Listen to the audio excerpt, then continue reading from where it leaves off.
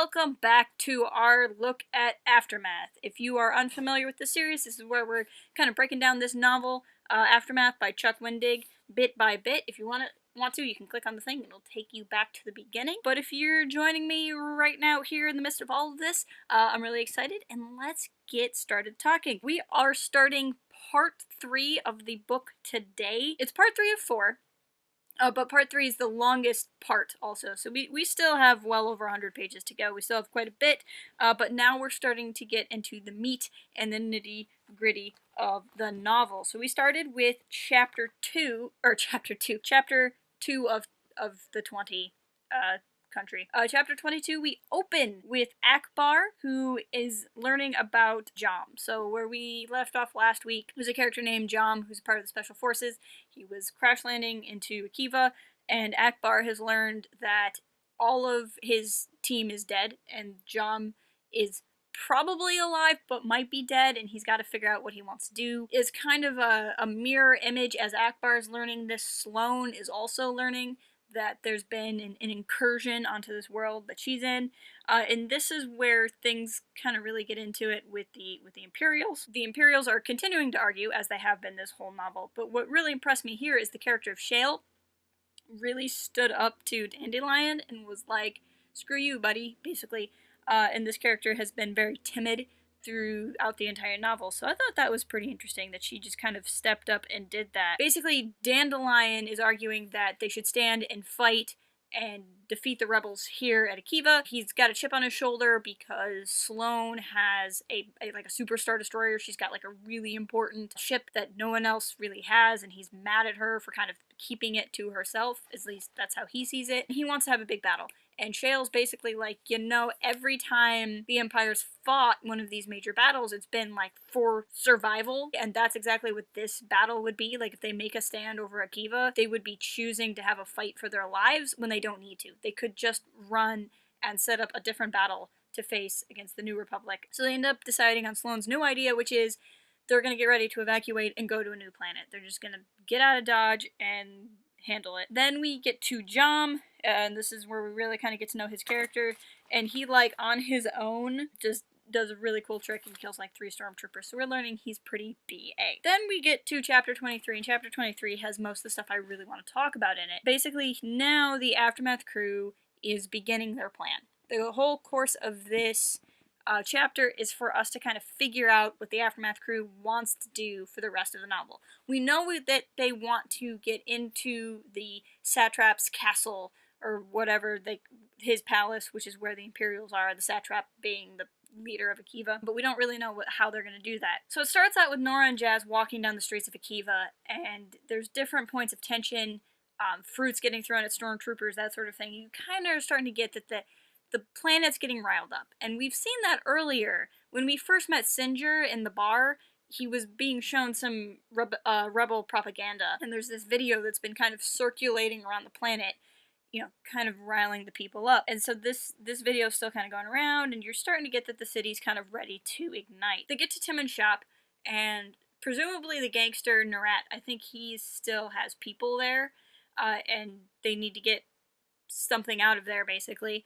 And so Jazz goes in, and I like this moment of Nora wants to go in with Jazz, and Jazz tells her not to, saying she'd get in the way. And I like the way she describes it. She says, I'll be the bounty hunter and you be the pilot. She does this in a way that doesn't tear Nora down. She's not saying, Nora, no, you're not good enough to come fight with me. She's just saying, Nora, you gotta fly.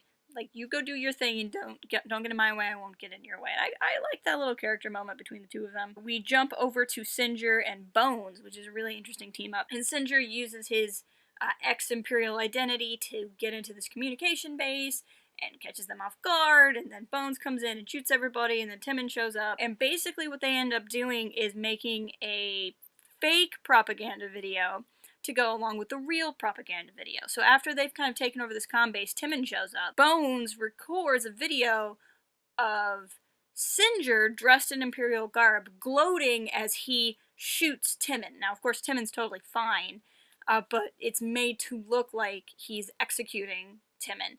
And then what they do is they tag that on with a bit that Nora has recorded, and tag that into the bit that the rebels have already kind of been putting around the planet, and they make this kind of fake propaganda video to really, really rile up the streets. This is a really interesting point for me, because the video's fake, but what's in it isn't necessarily fake, right? The Empire has been subjugating citizens. The Empire would kind of summarily execute someone on the streets, but it's done in a way that's very fake. I think they specifically chose a child because that would rile the streets up. So it kind of gets into the morality of this. Now, there's the other layer of they just need time, right? The Aftermath crew isn't necessarily doing this out of the goodness of their heart because they want to make a Kiva revolt. They're doing this because a revolt is going to ultimately help them in their plan, but it's still kind of touch and go. I was feeling a lot of some of the Mockingjay stuff from the Hunger Games books or movies, where they kind of play around with filming Katniss and kind of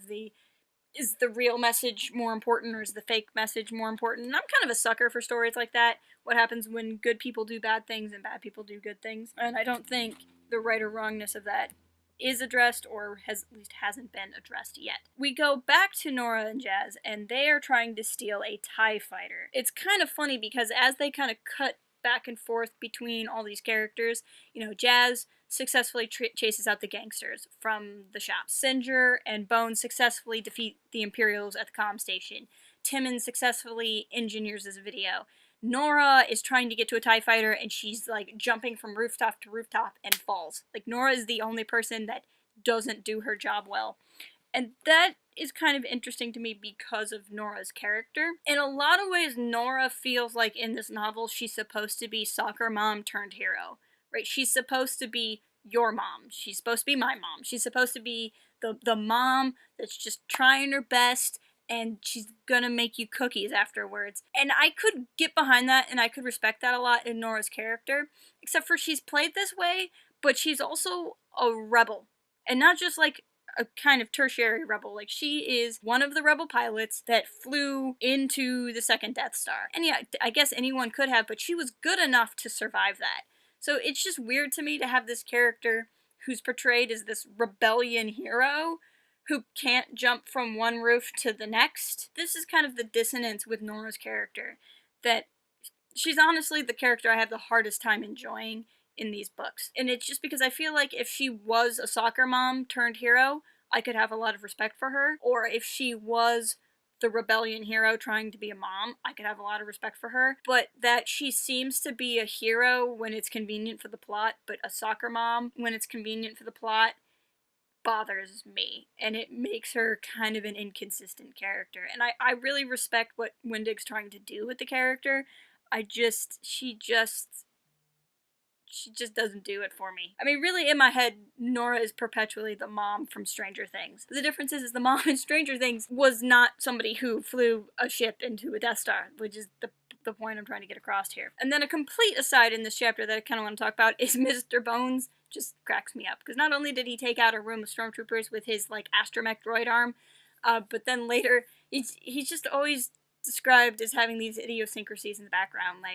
While Singer and Timon are doing stuff, he's just standing there singing to himself, or dancing on one foot, or foot to foot, not on one foot, but back and forth. And then there's another point where he's trying to kill a moth with his vibroblade arm. I don't know, just everything about Mr. Bones. I love everything about Mr. Bones. And then really quickly, chapter 24 is more from the Imperial side of things. It's more from Sloane. Basically, they're supposed to be deciding how to run an Imperial government, and they've kind of shoehorned themselves into now deciding who's going to be emperor.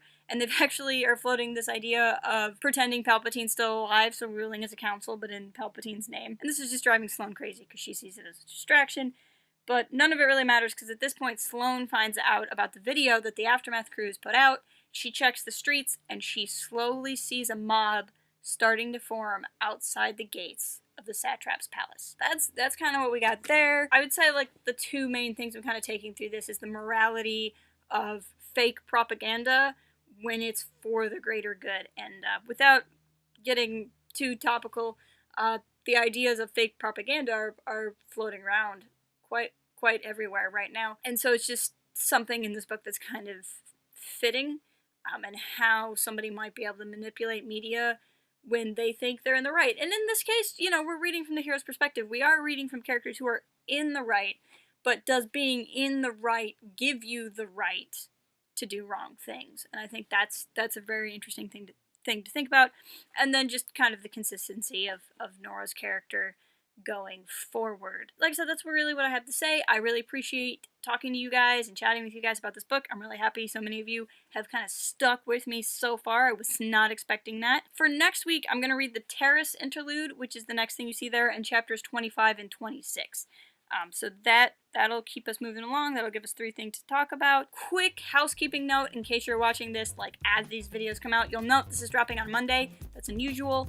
We're gonna go back to Tuesdays. This week is the week of the solo Blu-ray premiere, which has kind of our usual release schedule this week screwed up. If you're watching this sometime in the future, never mind everything I just said. But do please mind to follow us at Port Haven Forums on Twitter. Visit port-haven.com for even more, and I will talk to you next week.